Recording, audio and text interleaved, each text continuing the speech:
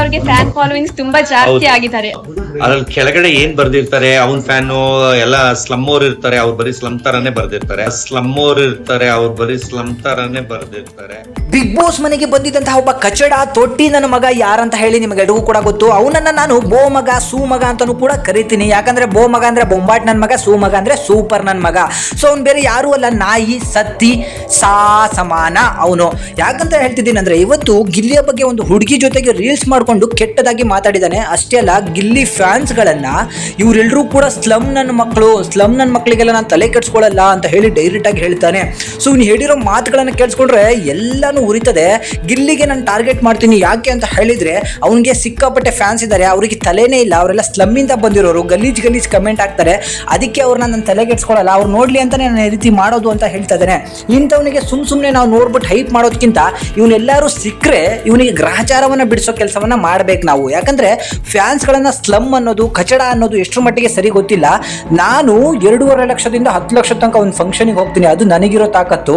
ಅವನು ಕಚಡ, ಅದಕ್ಕೆ ಅವನು ಕೇವಲ 30,000ಕ್ಕೆ ಬಿಗ್ ಬಾಸ್ ಗೆದ್ರು ಅವನಿಗೆ 30,000ಕ್ಕೆ ಅವ್ನ ಫಂಕ್ಷನ್ಗೆ ಕರೆಯೋದು, ಅದು ಅವನ ಮಧ್ಯೆ ಇರುವಂತಹ ಡಿಫ್ರೆನ್ಸು ಅಂತಾನು ಕೂಡ ಹೇಳ್ತಾನೆ. ಅವರ ಫ್ಯಾನ್ಸ್ಗಳಿಗೆ ಸ್ಲಮ್ ನನ್ನ ಮಕ್ಕಳು ಅಂತ ಕರೀತಾನೆ, ಗಿಲ್ಲಿ ಫ್ಯಾನ್ಸ್ಗಳನ್ನ ಸ್ಲಮ್ ನನ್ನ ಮಕ್ಕಳು ಅಂತ ಕರೀತಾನೆ. ಆಮೇಲೆ ಬಿಗ್ ಬಾಸ್ ಮೇಲೂ ಕೂಡ ಒಂದು ಅಲಿಗೇಷನ್ ಹಾಕ್ತಾನೆ. ಏನಂತ ಹೇಳಿದ್ರೆ, ಆ ಗಿಲ್ಲಿ ಎಂತ ಕಚಡ ಮಾತಾಡ್ತಾನೆ ಅಂದ್ರೆ, ಮನೆ ಒಳಗಿರುವಂತಹ ಜಾನ್ವಿ ಅವ್ರಿಗೆ ನಿನ್ನ ಅಕ್ಕನಂತ ಅಂದ್ರೂ ಮನೆ ಒಳಗೆ ಇಟ್ಕೊಂಡಿದ್ದಾರೆ, ಸೆಡೆ ಅಂದಿದ್ದಕ್ಕೆ ನಮ್ಮ ಕಾಕ್ರೋಚ್ ಸುದ್ದಿ ಅವರಿಗೆ ಅವಮಾನವನ್ನ ಮಾಡಿಬಿಟ್ರು ಅಂತಲೂ ಕೂಡ ಹೇಳ್ತಾನೆ. ಅಷ್ಟೇ ಅಲ್ಲ, ಗತಿ ಇಲ್ಲದೆ ಇಲ್ಲಿ ತಿನ್ನಕ್ಕೆ ಬರಬಾರ್ದು, ನಾನು ಅವನಿಗೆ ಊಟನೂ ಹಾಕಲ್ಲ, ಅವನಿಗೆ ಕರೆಯೋದಿಲ್ಲ ಅಂತಾನೆ. ಇವನು ಮನೆಗೆ ಯಾರು ಬಾಗ್ಲಿಗೆ ಹೋಗಿರೋಂಥದ್ದು, ಇವನ ಮಕನೇ ನಾಯಿ ಮಕ ಇದ್ದಂಗೈತೆ. ಇವನೇ ನಾಯಿಗಳನ್ನ ಸಾಕೊಂಡು ಅಲ್ಲಿ ಇಲ್ಲಿ ಓಡಾಡ್ತಿದ್ದಾನೆ. ಬೀದಿಲಿ 1000 ಜನ ಬೆಂಗಳೂರಲ್ಲಿ ಬೀದಿ ನಾಯಿಗಳಿಗೆ ಊಟ ಹಾಕ್ತಾರೆ. ಅದೇ ನಾಯಿನ ಹಿಡ್ಕೊಂಡೋಗಿ 1 ಕೋಟಿ 100 ಕೋಟಿ 50 ಕೋಟಿ ಅನ್ಕೊಂಡು ಐಡಿಯಾ ಹತ್ರ ಸರಿಯಾಗಿ ಗುಮ್ಮಿಸ್ಕೊಂಡಿದ್ದು ನನ್ನ ಮಗ. ಇವನು ಬಾಯಿ ಬಿಟ್ರೆ ಸುಳ್ಳು. ಅದರಲ್ಲೂ ನಮ್ಮಂತ ಗಿಲ್ಲಿ ಫ್ಯಾನ್ಸ್ಗೆ ಇವನು ಬಾಯಿಗೆ ಬಂದಂತೆ ಸ್ಲಮ್ ನನ್ನ ಮಕ್ಕಳು ಅಂತಾನೆ. ಈ ನನ್ನ ಮಗ ಹಾಕೊಳ್ಳೋದು 350 ರೂಪಾಯಿ ಶರ್ಟಿಗೆ 2 ಲಕ್ಷ ಅಂತಾನೆ, 80 ರೂಪಾಯಿ ಶರ್ಟಿಗೆ 800 ರೂಪಾಯಿ ಅಂತಾನೆ. ಇಂತಹ ಚಪ್ಪರ್ ನನ್ನ ಮಕ್ಕಳ ಹತ್ರ ನಾವೇನು ಅನ್ಸ್ಕೊಳ್ಳೋದಿಲ್ಲ. ಸ್ಲಮ್ ನನ್ನ ಮಗನೇ, ನಿನ್ನ ಯೋಗ್ಯತೆ ಏನು ಅಂತ ಹೇಳಿ ಹಳೆ ಸಿನಿಮಾದಲ್ಲಿ ನಿನ್ನ ಮಕ ನೋಡಿದ್ರೆ ಗೊತ್ತಾಗತ್ತೆ. ನಿನ್ನ ಮಕ ನೋಡಿದ್ರೆ 3 ದಿವಸ ಊಟನೂ ಸೇರಲ್ಲ. ಇಂತಹ ಚಪ್ಪರ್ ನನ್ನ ಮಗ ಬಂದ್ಬಿಟ್ಟು ಇವಾಗ ಗಿಲ್ಲಿ ಫ್ಯಾನ್ಸ್ಗಳಿಗೆ ಸ್ಲಮ್ ನನ್ನ ಮಕ್ಕಳು ಅಂತಾರೆ. ಇವನು ಹೋಗುವಂತಹ ಅದು ಯಾವುದೋ ನಾರ್ಮಲ್ ನಾಯಿಗಳನ್ನ ಇಟ್ಕೊಂಡು ಹೋಗಿ ಅತ್ಲಿತ್ಲಾಗ ಓಡಾಡ್ತಾನೆ.